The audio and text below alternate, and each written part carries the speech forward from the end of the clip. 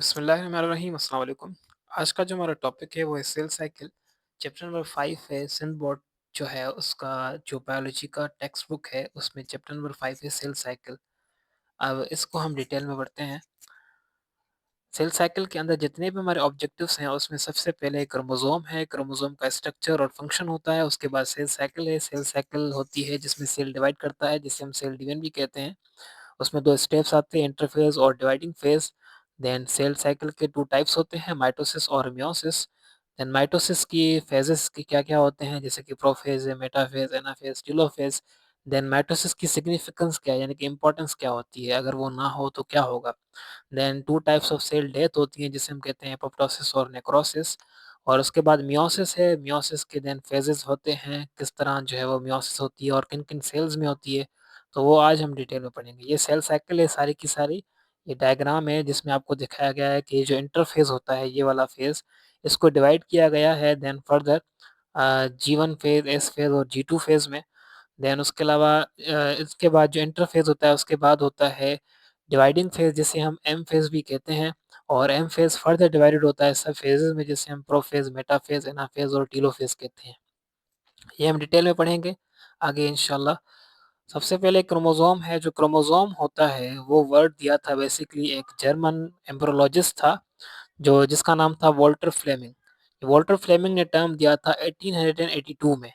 1882 में जो टर्म दिया था ये क्रोमोसोम का वो दिया था वॉल्टर फ्लेमिंग ने। ये क्वेश्चन आता है एमसीक्यूज़ में आपने याद रखना है। वॉल्टर फ्लेमिंग ने 1882 में क्रोमोसोम टर्म दिया था।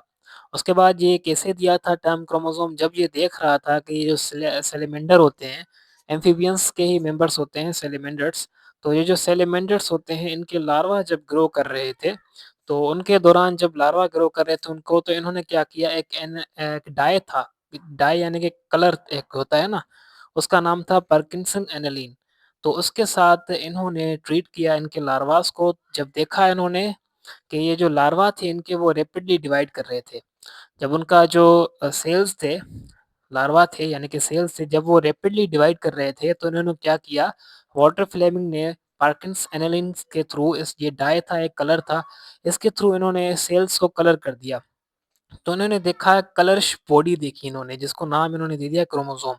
तो बेसिकली जो क्रोमोसोम है वो मिसनोमर है, नाम ये जो है वो मिसनोमर है। मिसनोमर हम कहते हैं एक ऐसा नाम जो कि बस पड़ गया हो बट एक्चुअली में वो उसकी कोई सेंस नहीं निकलती है। Chromo means coloured, some means body, coloured body, but actually जो क्रोमोसोम होते हैं वो कलरलेस होते हैं। एक्चुअली क्या होते हैं वो कलरलेस होते हैं। तो ये जो क्रोमोसोम नाम पड़ा वो इसलिए पड़ा क्योंकि ये जो कलर लाइक स्ट्रक्चर आ रहा था वो इस डाई की वजह से आ रहा था जिसका नाम था पर्किंस एनालिन। तो टर्म किसने दिया? वॉल्टर फ्लेमिंग ने दिया। कौन-सा डाई यूज़ किया? पर्किंस एनालिन ने यूज़ किया। कौन से सेल पर सैलेमेंडर के लार्वा के सेल जब डिवाइड कर रहे थे तब इन्होंने क्रोमोसोम को ऑब्ज़र्व किया as a coloured body, as a dark coloured body. तो ये जो और क्रोमोसोम्स होते हैं ये बेसिकली कलरलेस होते हैं बट ये जो कलर था एट द टाइम वो इसकी वजह से आया था पर्किंस एनालिन की वजह से। ये क्रोमोसोम का स्ट्रक्चर होता है। अच्छा, क्रोमोसोम्स जो होते हैं वो एक थ्रेड लाइक होते हैं, धागेनुमा स्ट्रक्चर्स होते हैं एक। ये कब अपीयर होते हैं क्रोमोसोम्स? जब सेल डिवाइड करता है ना तब क्रोमोसोम्स अपीयर होते हैं। जब भी सेल डिवाइड कर रहा होता है तो क्रोमोसोम्स अपीयर होते हैं। जब सेल डिवाइड नहीं कर रहा होता है तो फिर ये क्रोमेटिन की फॉर्म में प्रेज़ेंट होते हैं, क्रोमेटिन मटीरियल की फॉर्म में प्रेज़ेंट होते हैं। तो ये जो क्रोमेटिन मटीरियल होता है ये बना हुआ होता है डीएनए और प्रोटीन्स का। डीएनए और प्रोटीन्स का बना हुआ होता है और इनके अंदर क्रोमोसोम्स के अंदर या क्रोमेटिन मटेरियल के अंदर हेरिडिटी के यूनिट्स होते हैं जिन्हें हम कहते हैं जीन्स, जिन्हें हम कहते हैं जीन्स। तो क्रोमोसोम एक थ्रेड लाइक स्ट्रक्चर्स होते हैं जो कि अपीयर होते हैं only when the cell divide, जब सेल डिवाइड कर रहा होता है। अच्छा, जब सेल डिवाइड नहीं कर रहा होता तो ये क्या गायब हो जाते हैं? गायब नहीं हो जाते बल्कि ये क्या हो जाते हैं? स्प्रेड हो जाते हैं। जब सेल डिवाइड कर रहा होता है तो ये कंडेंस हो जाते हैं क्रोमोसोम की फॉर्म में। जब सेल डिवाइड नहीं कर रहा होता तो ये स्प्रेड हो जाते हैं in the form of chromatin material. So chromatin material की फॉर्म में ये क्या हो जाते हैं? स्प्रेड हो जाते हैं। सो क्रोमोसोम या क्रोमेटिन मटेरियल बना हुआ होता है 2 चीज़ों का। एक इसमें होता है डीएनए और दूसरी होती है इनमें बेसिक प्रोटीन जिसका नाम होता है हिस्टोन। हिस्टोन बेसिक प्रोटीन्स होती हैं। सो जो सेल होता है वो डिवाइड करता है और सेल डिवाइड करके फिर अपने बनाता है, क्रोमोसोम्स भी डिवाइड करते हैं जिन्हें हम कहते हैं रेप्लिकेशन ऑफ डीएनए।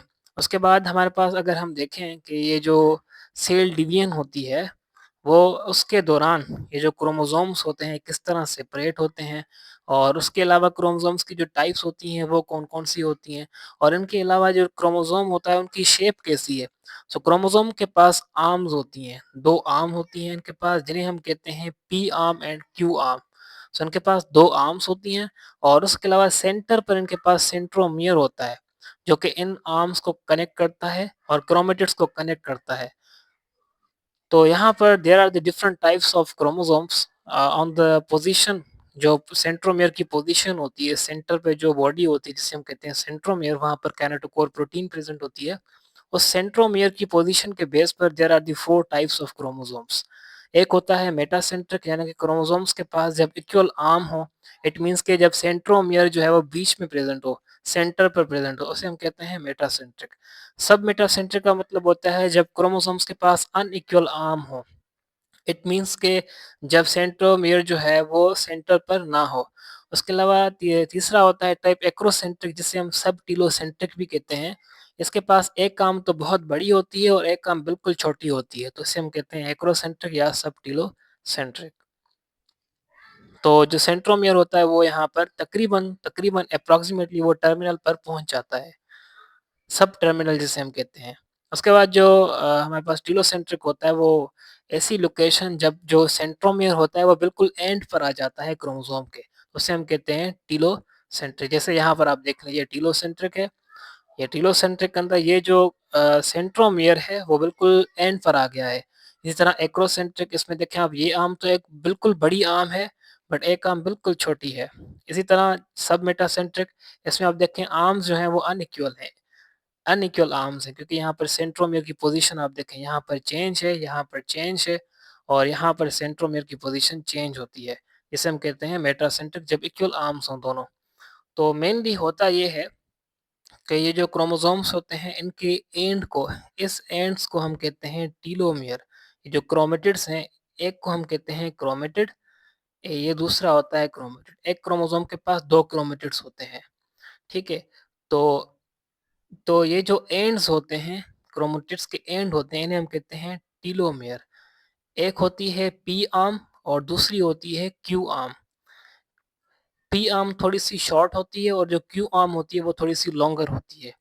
उसके अलावा यहाँ पर ये जो सेंट्रोमियर होता है, ये सेंटर पर प्रेजेंट होता है और क्रोमेटिड्स को यहाँ पर आके अटैच करता है, और यहाँ पर ये जो कंस्ट्रक्शन है इसको हम कहते हैं प्राइमरी कंस्ट्रक्शन।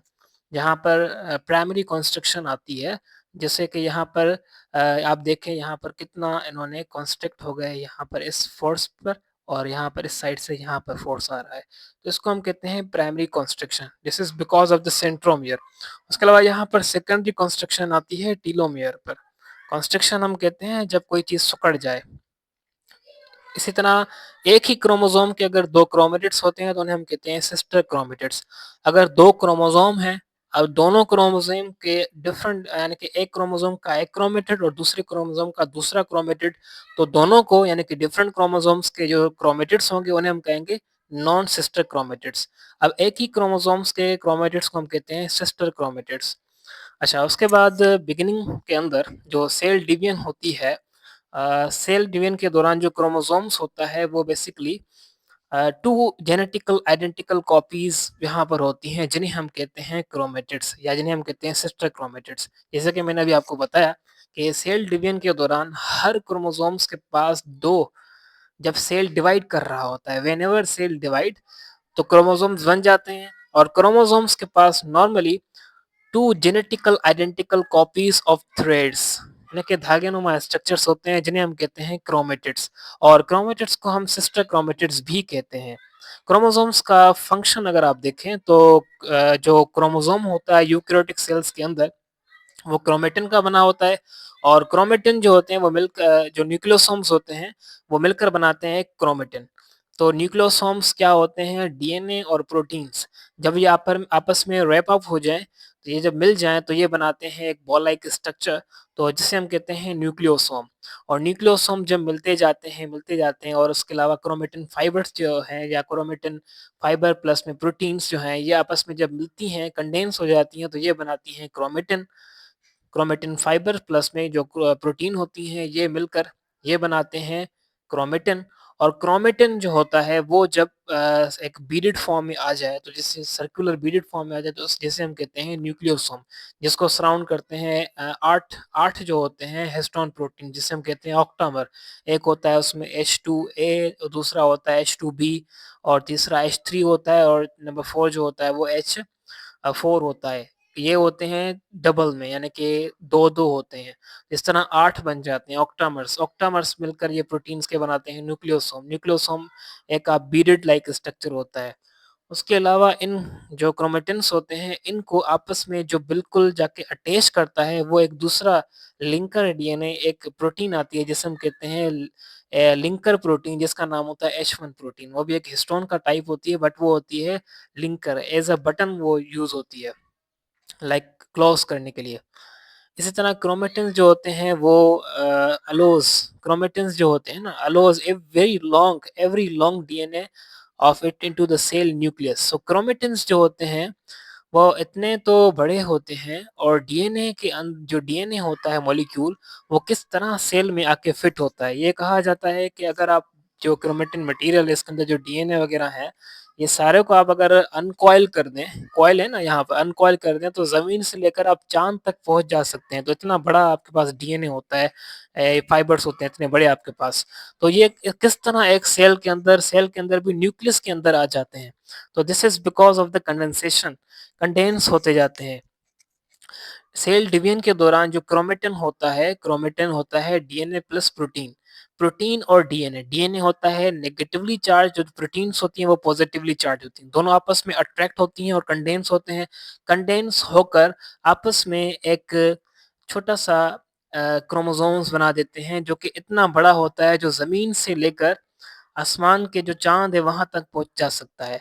तो इस तरह due to the condensation, condensation की वजह से ही इट इज़ पॉसिबल कि वो जो एक सेल के अंदर जो न्यूक्लियस है उसमें वो कंडेंस हो पाए। तो जो क्रोमेटिन फाइबर्स होते हैं, डीएनए, प्रोटीन्स होती हैं, ये मिलकर बनाते हैं क्रोमेटिन। और जो क्रोमेटिन होता है वो फिर आपस में कंडेंस होते जाते हैं, देन न्यूक्लियोसोम, फिर आपस में न्यूक्लियोसोम और कंडेंस होते जाते हैं। कंडेंस होकर आखिर में जो बनाते हैं वो बनाते हैं एक विजिबल क्रोमोसोम्स। और वो क्रोमोसोम्स के पास एक स्ट्रक्चर्स होते हैं जो कि हेरिडिटी इन्फॉर्मेशन को कंट्रोल करते हैं, जिन्हें हम कहते हैं genes. So the structure of chromosomes varies throughout the cell cycle. Cell cycle के दौरान आप देखेंगे क्रोमोसोम का स्ट्रक्चर वेरी करेगा, यानी कि चेंज होता रहेगा। सेल साइकिल के अंदर ये जो क्रोमेटिन मटेरियल होता है वो रेप्लिकेट भी करेगा, डिवाइड भी करेगा, पास होगा एक डॉटर सेल से अपनी प्रोजेनी तक। एक डॉटर सेल्स से लेकर वो किस तरह आप देखेंगे, किस तरह वो सक्सेसफुली पास भी होगा, डिवाइड भी होगा और रेप्लिकेट भी होगा। और इसके अलावा किस तरह वो क्रोमोसोम जो है वो एक रीज़न बनेगा for the survival of their progeny and the continuation of generation after generation. एक जनरेशन से लेकर दूसरी जनरेशन तक किस तरह वो क्रोमेटिन मटेरियल, वो जेनेटिक मटेरियल ट्रांसफर होगा, वो आप देखेंगे सेल साइकिल्स में। समटाइम्स ये होता है कि ये जो सेल डिवीजन होती है is also responsible for the genetic diversity.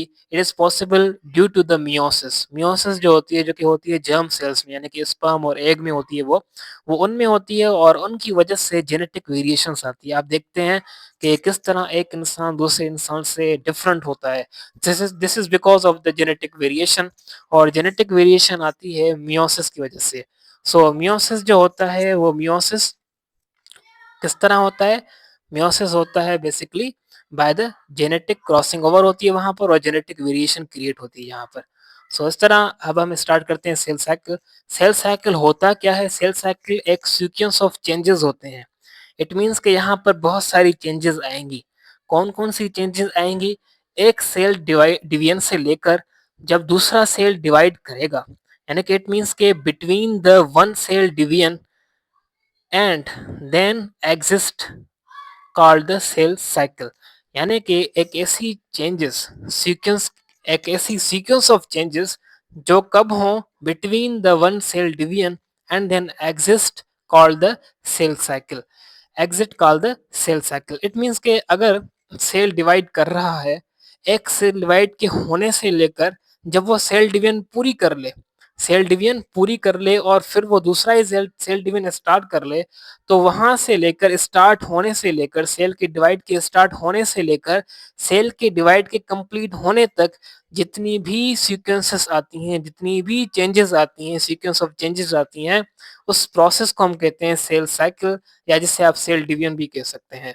It means के सेल जब डिवाइड करना स्टार्ट कर रहा है, उससे लेकर एग्जिट होने तक, सेल डिवीजन के एग्जिट होने तक, निकलने तक जितनी भी चेंजेस आ रही हैं, जितनी भी सीक्वेंस ऑफ चेंजेस आ रही हैं, उसे हम कहते हैं सेल साइकिल. अब सेल साइकिल में दो फेजेस होते हैं. एक होता है इंटरफेज. इंटरफेज इट मीन्स के एक ऐसा पीरियड जिसमें सेल डिवाइड नहीं करेगा. तो क्या करेगा, सेल उसमें डिवाइड होने के लिए खुद को प्रिपेयर करेगा. और दूसरा फेज होता है एम फेज. एम फेज को हम डिवाइडिंग फेज भी कहते हैं. एम का मतलब होता है माइटोटिक फेज, या आप इसे मियोटिक फेज भी कह सकते हैं. ये है बेसिकली डिवाइडिंग फेज. तो डिवाइडिंग फेज के अंदर एक क्या होता है, डिवाइडिंग फेज के अंदर एक ऐसा पीरियड जिसके अंदर सेल एक्चुअली डिवाइड करेगा. सो सेल साइकिल जो है वो अंडर जाता है एक सीक्वेंस ऑफ चेंजेस के, जिसके अंदर सेल ग्रो करेगा, सेल का डीएनए रेप्लिकेट करेगा और उसके बाद सेल डिवाइड करेगा. एक ऐसी सीक्वेंसेस को हम कहते हैं सेल साइकिल. इन सारी सीक्वेंस को हम कहते हैं सेल साइकिल. अब पहला फेज होता है इंटरफेज का. अब इंटरफेज क्या होता है, इंटरफेज के अंदर इसके अंदर सेल डिवाइड नहीं करेगा. The period of cell cycle between the two consecutive division is called interphase. अब सेल साइकिल के अंदर जब सेल डिवाइड कर रहा होता है, उसके बाद जब सेल आएगा डिवाइड करने के बाद, जब थोड़ा सा रेस्ट लेगा, उस रेस्ट के बीच के हिस्सा और उसके अलावा फिर दूसरी डिवीजन स्टार्ट होने तक जितना भी पीरियड आता है उसे हम कहते हैं इंटरफेज. इंटर का मतलब भी होता है बिटवीन. इट मीन्स कि बिटवीन एक जो सेल डिवीजन हो चुकी है उससे लेकर जो दूसरी सेल डिवीजन स्टार्ट होगी, इन दोनों के बीच में जितना भी चेंज आ रही है, जितना भी स्पेस है, उसको हम कहते हैं इंटरफेस. इंटर का मतलब भी होता है between. So it is between two consecutive divisions, यानी कि एक सेल डिवाइड कर चुका है, उसके बाद जो फेज स्टार्ट हो रहा है उससे लेकर जब दूसरा सेल डिवाइड स्टार्ट करे, इनके बीच में जितनी भी चेंजेस आएंगी उसको हम कहेंगे इंटरफेज. ये क्या कहलाएगा, इंटरफेज कहलाएगा. अब इसमें होगा क्या वो हम देखते हैं. इसमें सेल ग्रो भी करेगा, सेल डीएनए भी सिंथेसाइज करेगा, और उसके अलावा सेल खुद को प्रिपेयर भी करेगा. For what, for the upcoming division, यानी कि जो नेक्स्ट डिवाइड करने वाला है सेल, उसके लिए खुद को प्रिपेयर भी करेगा. यानी कि एम फेज के लिए, डिवाइडिंग फेज के लिए खुद को वो प्रिपेयर भी करेगा. तो इसको हम कहते हैं इंटरफेज. इंटरफेस कहलाता है ये. अब इंटरफेस फर्दर डिवाइडेड होता है कुछ स्टेजेस में. G1 फेज, एस फेज और G2 फेज.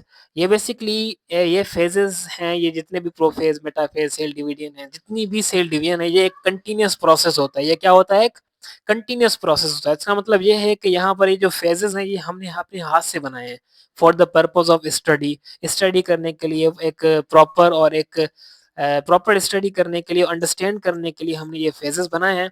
अदरवाइज ये जो सेल साइकिल है पूरी की पूरी, ये कंटिन्यूस प्रोसेस होता है, ये रैपिडली होता है, हमें पता ही नहीं चलता, और बिल्कुल कंटिन्यूसली होता जाता है. समटाइम्स ये होता है कि सेल गैप ले लेता है बहुत बड़ा, बट वो हम पढ़ेंगे वो क्यों लेता है और किन किन सेल्स में होता है. सो जो इंटरफेज होता है वो फर्दर डिवाइड होता है तीन सब फेजेस में. एक का नाम होता है G1 फेज, दूसरा होता है एस फेज और तीसरा होता है G2 फेज. जो G1 फेज होता है इसे हम गैप 1 फेज भी कहते हैं, और it is the period extensive metabolic activity. इसमें मेटाबॉलिकल एक्टिविटी बहुत ज्यादा होती है, एक्सटेंसिव होती है, बहुत ज्यादा मेटाबॉलिकल एक्टिविटीज होती हैं G1 फेज में. सेल ग्रो भी कर रहा होता है साइज में, और स्पेसिफिक एंजाइम्स भी बना रहा होता है जो कि जरूरी होते हैं for the synthesis of DNA. और उसके अलावा डीएनए के बेसिस भी यहाँ पर बन रहे होते हैं, क्योंकि इसके बाद नेक्स्ट जो स्टेप आने वाला है वो है एस फेज. इसलिए इट इज नेसेसरी तो यहाँ पर क्या बने, डीएनए बेसिस बने जो कि फर्दर जाके डीएनए की सिंथेसिस में यूज हों. उसके बाद यहाँ पर जीवन में और भी बहुत सारी चीजें होती हैं, जैसे कि यहाँ पर सेल जो है वो अपने आप को साइज़ में ग्रो कर रहा होता है, सेल का साइटोप्लाज़्म बढ़ रहा होता है और उसके अलावा बहुत सारी चीज़ें हो रही होती हैं। उसके बाद यहाँ पर एक दूसरी पॉइंट ये आती है कि ये जो सेल होता है, जीवन के बाद समटाइम्स होता ये है कि ये चला जाता है एक दूसरे फ़ेज़ में, जिसे हम कहते हैं G naught phase. G naught phase क्यों कहते हैं ऐसे हम? क्योंकि ये कहलाता है क्वेसेंट फ़ेज़। इसमें सेल जो होता है वो स्टॉप कर देता है एक्टिविटी। सेल अपनी एक्टिविटी स्टॉप कर देता है और ये चला जाता है जी नॉट फ़ेज़ के अंदर। इस पॉइंट के अंदर यहाँ पर अगर हम देखें, ये डेज़ के लिए भी हो सकता है, ये ईयर्स के लिए भी हो सकता है और उसके अलावा ये इस तरह पूरी लाइफ़ के लिए भी हो सकता है। तो life time of the organism ये भी हो सकता है। इसमें सेल साइकिल जो है वो स्टॉप हो जाती है। सो सेल क्यों स्टॉप करता है ये डिवीजन? ये इसलिए करता है क्योंकि सेल क्या कर रहा होता है कि अपनी डिवीजन को स्टॉप कर देता है क्योंकि उसे फर्दर डिवीजन की ज़रूरत नहीं होती। या तो ये होता है कुछ सेल ऐसे होते हैं कि cell for the life time जैसे कि न्यूरॉन सेल्स होते हैं वो लाइफ टाइम अपनी डिवीजन को स्टॉप कर देते हैं। वो इसलिए क्योंकि उनको फर्दर डिवाइड होने की ज़रूरत नहीं है। इसलिए भी ये स्टॉप कर देते हैं। समटाइम्स फिर ये हो जाता है कि कुछ एब्नॉर्मैलिटीज़ आ जाती हैं, देन भी सेल क्या करते हैं स्टॉप कर देते हैं डिवीजन। ये कहलाता है जी नोड फेज़। देन आफ्टर में उसके बाद हमारे पास दूसरा फेज़ होता है जिसे हम कहते हैं एस फेज़। अब एस फेज़ के अंदर डीएनए रेप्लिकेट करता है। रेप्लिकेशन होती है डीएनए की, इसमें क्रोमेटिन मटेरियल जो होता है वो डुप्लीकेट होता है। देन होता है G2 फेज़ जिसे हम कहते हैं गैप 2 फेज़। गैप 2 फेज़ के अंदर सेल क्या कर रहा होता है, सेल की साइज़ भी इंक्रीज़ होगी, सेल के अंदर ऑर्गेनेल्स बनेंगे और उसके अलावा सेल के अंदर सारे के सारे एंजाइम्स बनेंगे, वो कौन से जो कि सेल डिवीजन में हेल्प करेंगे। उसके अलावा बहुत सारी और भी चीज़ें यहाँ पर प्रोटीन्स होंगी, एंजाइम्स होंगे और नेसेसरी जितना भी मटेरियल है वो सारा सिंथेसाइज़ होगा G2 फेज़ में। उसके बाद इंटरफ़ेज़ कंप्लीट हुआ, अब देन डिवाइडिंग फ़ेज़ आ जाएगा जिसे हम कहते हैं माइटोसिस। इसके अंदर सेल कंप्लीटली डिवाइड करेगा। सेल के ये जो पेरेंट सेल्स होते हैं वो डिवाइड करके डॉटर सेल्स बनाते हैं और माइटोसिस के अंदर 2 डॉटर सेल्स बनते हैं। कितने बनते हैं? 2 डॉटर सेल्स बनते हैं और इसके अलावा 2 डॉटर सेल्स के अंदर ये बनते हैं माइटोसिस के अंदर। एक पेरेंट सेल डिवाइड करेगा, 2 डॉटर सेल्स बनाएगा, वो माइटोसिस होगा और उसके अलावा दूसरा ये होगा कि ये जो क्रोमोसोम्स होते हैं वो remain same. Number of chromosomes क्या होंगे? वो सेम रहेंगे माइटोसिस के अंदर। इट मीन्स के सेल डिवीजन के दौरान, सेल डिवीजन से पहले अगर 46 क्रोमोसोम्स थे तो सेल डिवीजन के बाद भी 46 ही रहेंगे। सो ये रिमेन्स कांस्टेंट जो होगा नंबर ऑफ क्रोमोसोम्स वो रहता है माइटोसिस के अंदर, पेरेंट सेल में भी और उसके अलावा डॉटर सेल्स में भी। पेरेंट सेल कहलाता है वो सेल जो कि डिवाइड कर रहा है। डॉटर सेल कहलाता है जो कि सेल्स बन रहे हैं, जो बनेंगे पेरेंट सेल से, उसे हम कहते हैं डॉटर सेल्स। अल्दो जो माइटोसिस होता है कंटिन्यूअस प्रोसेस होता है, I have told you, but जो स्टडी के लिए हमने इनको डिवाइड कर दिया है कैरियोकाइनेसिस और साइटोकाइनेसिस। अब जो माइटोसिस होता है उसे भी हमने फर्दर 2 स्टेप्स में डिवाइड किया है, 2 फेजेस में डिवाइड किया है जिसका नाम है कैरियोकाइनेसिस और दूसरा होता है साइटोकाइनेसिस। कैरियो का मतलब होता है न्यूक्लियस, इट मींस कि न्यूक्लियस के अंदर जितनी भी डिवीजन होगी उसे हम कहेंगे कैरियोकाइनेसिस और पहले जो होती है वो कैरियोकाइनेसिस होती है, then followed by the cytokinesis, यानी कि साइटोप्लाज्म की डिवीजन होती है वो जिसे हम कहते हैं साइटोकाइनेसिस, वो आफ्टर द कैरियोकाइनेसिस होगी। अब कैरियोकाइनेसिस के अंदर फर्दर 4 फेजेस होते हैं जिन्हें हम कहते हैं प्रोफेज, मेटाफेज, एनाफेज, टेलोफेज। इनको हम अगर पढ़ते हैं एनिमल सेल्स के अंदर माइटोसिस जो होती है वो किस तरह होती है वो हम पढ़ते हैं अब। सो प्लांट्स के अंदर एक दूसरा डिवीजन ये होता है कि प्लांट्स के थोड़ा सा डिफरेंस ये होता है कि प्लांट्स के अंदर सेंट्रियोल प्रेजेंट नहीं होता, ये आपने याद रखना है, ठीक है। सो प्रोफेज के अंदर जो प्रोफेज होता है, ड्यूरिंग दिस प्रोफेज इसके अंदर ये जो क्रोमेटिन मटेरियल था यानी कि स्प्रेडेड फॉर्म जो जेनेटिक मटेरियल की पड़ी थी वो अब कंडेंस होगी यहाँ पर। डिवीजन के दौरान जो क्रोमेटिन मटेरियल होता है वो कन्वर्ट हो जाता है क्रोमोसोम्स के अंदर।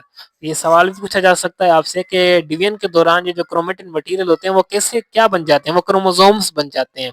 उसके अलावा ये जो हमारे पास प्रोफेज होता है इसमें दूसरा ये होता है कि ये जो क्रोमोसोम्स होते हैं ना उनके अंदर 2 क्रोमेटिड्स बन जाते हैं, क्योंकि क्रोमोसोम्स हैं उनके पास 2 क्रोमेटिड बन जाएंगे। उसके अलावा क्या होगा, ये जो क्रोमेटिड्स होंगे वो सेंट्रोमियर पर अटैच होंगे। उसके अलावा क्या होगा, ये जो न्यूक्लियर मेम्ब्रेन होती है वो डिसअपियर होना स्टार्ट हो जाएगी और उसके अलावा जो सेंट्रोसोम होगा, सेंट्रोसोम एक ऑर्गेनेल होता है जो कि सेंट्रियोल बनाते हैं। तो सेंट्रियोल डिवाइड करते हैं, सेंट्रियोल सेंट्रोसोम डिवाइड करते हैं। ये जो 2 सेंट्रियोल थे अब वो डबल बन जाते हैं, डबल बन जाते हैं और 4 बन जाते हैं टोटल। तो उसके अलावा 2 और बन जाएँगे, सेंट्रोसोम से 2 और बन जाएँगे। तो इस तरह 2 ऊपर रहेंगे और 2 नीचे रहेंगे। तो इस तरह हमारे पास सेंट्रियोल भी बन जाते हैं। और सेंट्रियोल क्या करते हैं, ये फाइबर्स बनाना स्टार्ट कर देते हैं। So each move to the opposite. ये भी आपसे सवाल पूछा जा सकता है कि सेंट्रियोल किस फेज में बनते हैं, तो वो प्रोफेज में बनते हैं। क्रोमेटिन फाइबर्स जो हैं वो कंडेंस किस फेज में हो जाते हैं, सो क्रोमेटिन जो है वो प्रोफेज में कंडेंस हो जाते हैं, क्रोमोसोम बना देते हैं। इसी तरह न्यूक्लियर मेम्ब्रेन किस में डिसअपियर हो जाती है, वो प्रोफेज में हो जाती है। इसी तरह जो सेंट्रियोल है वो किस में बनता है, वो प्रोफेज में बनता है।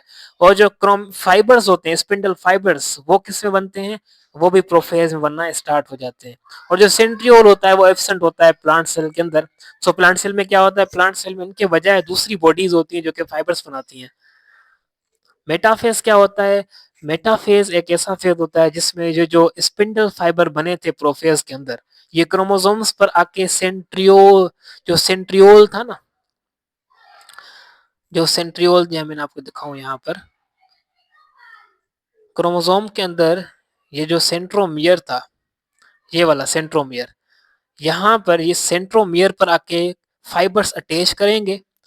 फाइबर्स आके अटैच करेंगे तो इस तरह होगा क्या, इस पर दोनों साइड से, नीचे वाली साइड से भी ऊपर वाली साइड से भी, दोनों साइड से फाइबर्स आके अटैच करेंगे और अटैच होकर क्रोमोसोम्स को एक बीच इक्वेटर पर ले लाएंगे और इक्वेटर पर आके उनको अरेंज कर देंगे, जिसे हम कहते हैं मेटाफिजियल प्लेट, या जिसे हम इक्वेटोरियल प्लेट भी कहते हैं। किस तरह मैं आपको डायग्राम दिखाता हूँ आगे। तो इस तरह इक्वेटर पर आके स्पिंडल्स क्रोमोसोम्स को आके अरेंज कर देते हैं। ये जो क्रोमोसोम्स होते हैं ये आके अरेंज हो जाते हैं एक इक्वेटर पर, जिसे हम कहते हैं मेटाफेज। मेटाफेज, और यहाँ पर ये जो प्लेट बनती है बीच में, इसे हम कहते हैं मेटाफेजियल प्लेट या इक्वेटोरियल प्लेट भी हम इसे कहते हैं। इसका नाम इसलिए पड़ा यहाँ पर मेटाफेज हम कहते हैं इसे। तो क्रोमोसोम आके इक्वेटर पर अरेंज हो जाएंगे। इस तरह जो क्रोमोसोम्स होते हैं वो अटैच जो हो गए हैं स्पिंडल फाइबर्स के साथ, अब फाइबर जो है वो इनको सेंट्रोमियर से आके फोर्स देगा और इनको सेंटर पर आके अरेंज कर देगा। इसी तरह ये जो एनाफेज होता है, एनाफेज एक ऐसा फेज होता है जिसमें ये जो स्पिंडल फाइबर्स होते हैं, ये जो इनके साथ सेंट्रोमियर के साथ ये जो अटैच हो गए थे, इनमें अब फोर्स आएगा। फोर्स आएगा, कॉन्ट्रैक्ट करेंगे, कॉन्ट्रैक्ट जैसे ही करेंगे ये जो क्रोमेटिड्स थे, जो क्रोमोसोम्स के अंदर ये जो क्रोमेटिड्स थे वो अब सेपरेट हो जाएंगे। सेपरेट होकर दोनों पोल्स की तरफ चले जाएंगे, ऑपोजिट पोल्स की तरफ चले जाएंगे। इस तरीके से ये जो क्रोमेटिड था, हर क्रोमेटिड जो होगा वो इंडिपेंडेंट बन जाएगा क्रोमोसोम से। अब नाउ क्या बन जाएगा, वो इंडिपेंडेंट बन जाएगा, अलग हो जाएगा और ऑपोजिट पोल्स पर वो चले जाएंगे। सो इस तरह जो पोल्स होंगे उनके पास क्रोमोसोम्स चले जाएंगे, while the other set down to the other pole, एक दूसरे पोल पर चला जाएगा, एक ऊपर वाले पोल पर चला जाएगा और दूसरा नीचे वाले पोल पर चला जाएगा।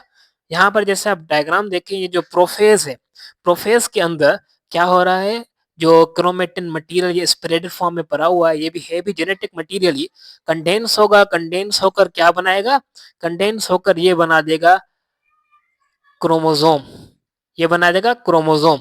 उसके अलावा क्या होगा, न्यूक्लियर इनवेलप, जो न्यूक्लियर मेम्ब्रेन है ये डिसअपियर होना स्टार्ट हो जाएगी।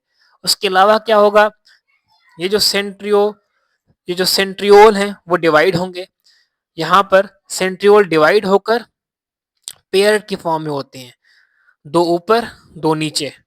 यहाँ पर दो ऊपर, ये नीचे जा रहा है, यहाँ पर ऑपोजिट पोल पे ये इस तरह बन जाएंगे और इनसे क्या निकलेंगे, ये छोटे छोटे फाइबर्स जिसे आप निकल रहे हैं ना, ये आप देखें, ये प्रोफेज में निकलना स्टार्ट हो जाएंगे। ये आप देखें यहाँ पर निकल रहे हैं, ये तो ये फाइबर्स निकल रहे हैं इनसे। इस तरह ये डिवाइड होंगे और उसके बाद दूसरा स्टेप आएगा जिसे हम कहेंगे मेटाफेज। मेटाफेज के अंदर ये जो फाइबर्स हैं वो और ज्यादा निकल के आ जाएंगे और सेंट्रोमियर है ना, यहाँ पर आके अटैच हो जाएंगे और ये क्रोमोसोम्स को इक्वेटर पर आके अरेंज कर देंगे बीच पर। इसको हम कहते हैं इक्वेटोरियल प्लेट, जैसे हम कहते हैं मेटाफिजियल प्लेट, और इस फेज को हम कहते हैं मेटाफेज। इसी तरह ये जो एनाफेज होता है, ये जो फाइबर्स होते हैं इन क्रोमेटिड्स को, क्रोमोसोम्स के जो क्रोमेटिड्स हैं इनको ऑपोजिट पोल पर, एक ऊपर लेके जाएंगे और दूसरा नीचे आ जाएगा, ऑपोजिट पोल पर चले जाएंगे। इस तरह क्या होगा, इस तरह फिर टीलोफेज आएगा, दूसरा फेज, इसके अंदर क्या होगा, फिर से हम पढ़ते हैं ये जो टीलोफेज होगा इसमें क्रोमेटिड्स चले जाएंगे और क्रोमेटिड्स सेपरेट हो जाएंगे दोनों पोल्स की तरफ, और पोल्स में क्या हो जाएगा, सेम नंबर ऑफ क्रोमोसोम हो जाएगा उस साइड भी और नीचे वाली साइड में। इस तरह नंबर ऑफ क्रोमोसोम्स क्या रहेंगे, सेम रहेंगे। ऊपर भी देखें आप इक्वल हैं और नीचे भी देखें आप इक्वल हैं, तो दोनों के पास ये जो नंबर ऑफ क्रोमोसोम है वो सेम रहेंगे यहाँ पर। उसके बाद पेरेंट सेल और डॉटर सेल्स के अंदर नंबर ऑफ क्रोमोसोम सेम रहे, और उसके बाद जो न्यूक्लियर मेम्ब्रेन होती है वो हर जो जितना भी क्रोमोसोम है उनके ऊपर और जितने भी जेनेटिक मटेरियल उनके अराउंड आना शुरू हो जाएगी, और जो डॉटर सेल्स होते हैं वो न्यूक्लियाई की फॉर्म में जो है वो हर सेल अपना सेपरेट हो जाएगा। जैसे यहाँ पर आप देखें न्यूक्लियर मेम्ब्रेन आना स्टार्ट हो गई है, और यहाँ पर भी न्यूक्लियर मेम्ब्रेन आना स्टार्ट हो गई है, और यहाँ पर एक कॉन्स्ट्रक्शन बन रही है सेंटर पर जो कि लीड करेगी आगे जाके क्या, साइटोकाइनेसिस को, और साइटोकाइनेसिस के अंदर फर्दर दो डॉटर सेल्स बन जाएंगे इस तरह। तो आप देखें किस तरह एक सेल से दो सेल्स बन गए यहाँ पर।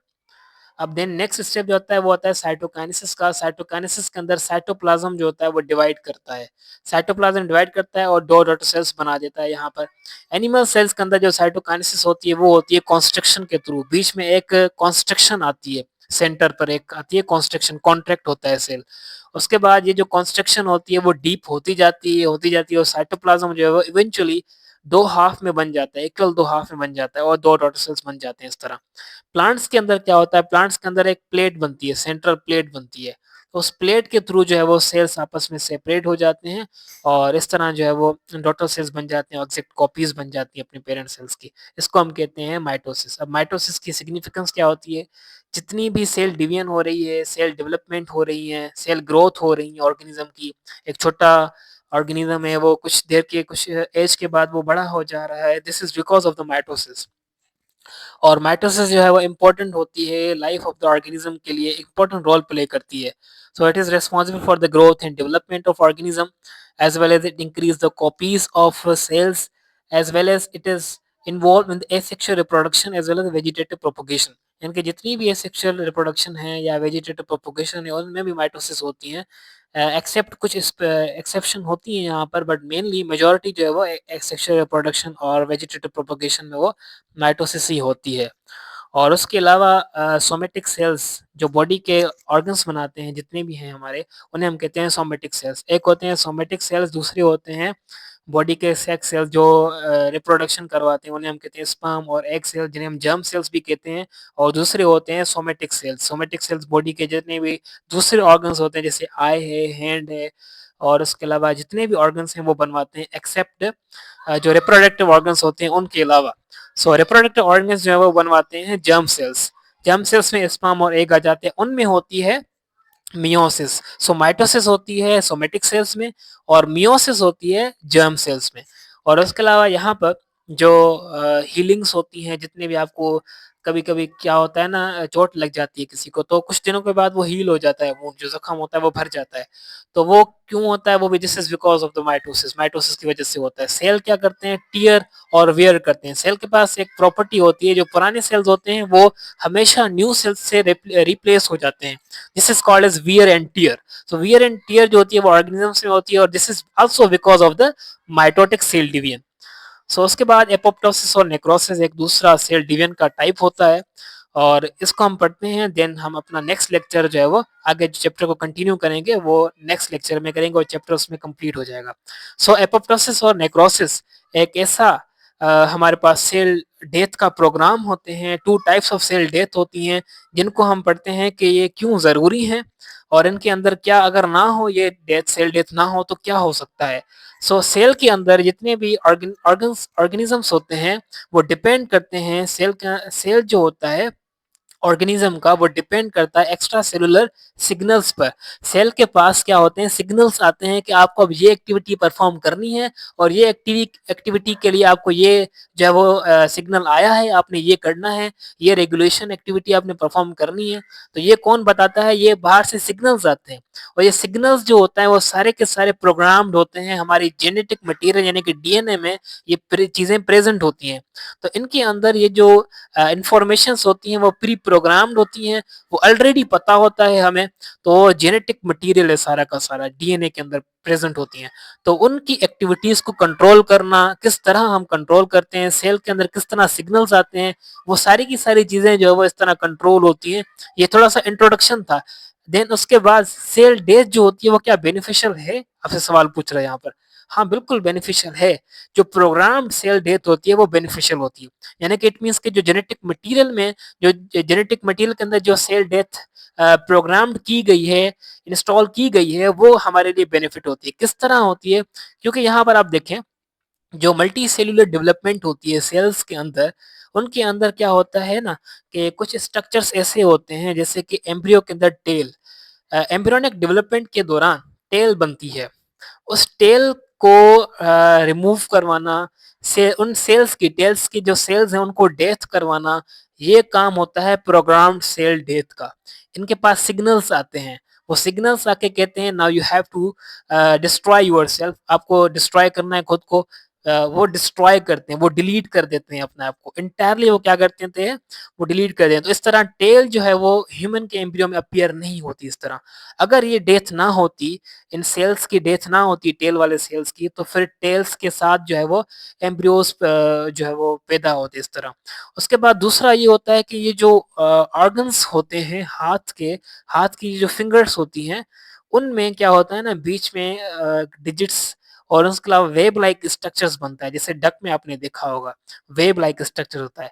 तो कुछ ऑर्गन्स ऐसे होते हैं जैसे कि यहाँ पर टिश्यूज होती हैं बिटवीन द फिंगर्स, या फिंगर्स को आप यहाँ पर डिजिट्स भी कहते हैं, उनके बीच में कुछ टिश्यूज लाइक स्ट्रक्चर्स होते हैं, लाइक डक के अंदर जैसे नहीं होते वो इस तरह।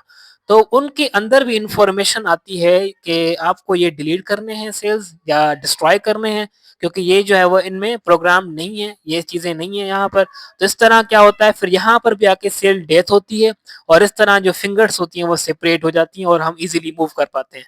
तो ये सारी की सारी चीजें इसलिए बेनिफिशियल हैं क्योंकि हमें हमारे ऑर्गन्स के लिए, हमारे फिजियोलॉजी के लिए, हमारे फंक्शन के लिए, हमारी मॉर्फोलॉजी के लिए ये चीजें जरूरी होती हैं। So it is beneficial for us. उसके बाद एपोप्टोसिस ही होती है program cell death. So program cell death is known as what, apoptosis, और इसे हम सेल्फ डिस्ट्रक्शन भी कहते हैं, या इसे आप ऑटोफेगी भी कहते हैं। So autophagy is known as what, apoptosis. जैसे आप सुसाइड सेल का, सुसाइड सेल जो है वो कमिट करता है सुसाइड, इसलिए हम इसे सुसाइड जो हम कहते हैं ना, ऐसे सुसाइडल सेल जो है वो सुसाइड कर रहा है खुद से, तो इसे हम कहते हैं एपोप्टोसिस। और एपोप्टोसिस जो होता है वो एक प्रोग्राम्ड होता है, इट मींस कि उसके पास इंफॉर्मेशन आती है, सेल्स के अंदर से ही आती है इंफॉर्मेशन, और सेल के सिग्नल्स आके उन्हें लेके आते हैं इंफॉर्मेशन को।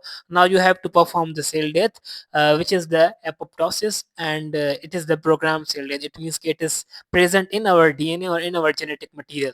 But whereas the next cell death is the necrosis, और necrosis जो होती है वो एक another type of cell death होती है, जो कि जहां पर एक्सटर्नल फैक्टर्स आते हैं, कुछ बाहर की चीजें आती हैं, बाहर की चीजें जैसे कि इन्फेक्शन हो गया, या कुछ एक्सीडेंट हो गया, उसके दौरान फिर टॉक्सिन्स हो गए, ट्यूमर्स आ गए, या कोई बॉडी का वुंड आ गया उसके दौरान, या उसके अलावा कुछ ऐसे मटेरियल आ गए बॉडी के अंदर जो जो कि टॉक्सिन्स हैं, यानी कि जो कि सेल के लिए क्या है, एक आप कह लें ना, टॉक्सिन कहते हैं हम, जहरीली चीज कोई होती है उससे हम कहते हैं, ट्यूमर कहते हैं हम एक्स्ट्रा सेल जो ग्रोथ कर देते हैं वो।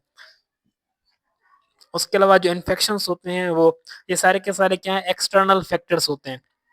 इनके दौरान सेल जो है वो डेथ हो जाती है, इन तरह सेल की क्या हो जाती है, वो डेथ हो जाती है, इसे हम कहते हैं necrosis. So necrosis is not a program cell death, it is a accidental cell death. It means के बाहर के फैक्टर्स, जैसे एक्सीडेंट हो गया कोई किसी का, तो उसके दौरान जितने भी सेल डेथ हो जाएंगे उन्हें हम कहेंगे नेक्रोसिस।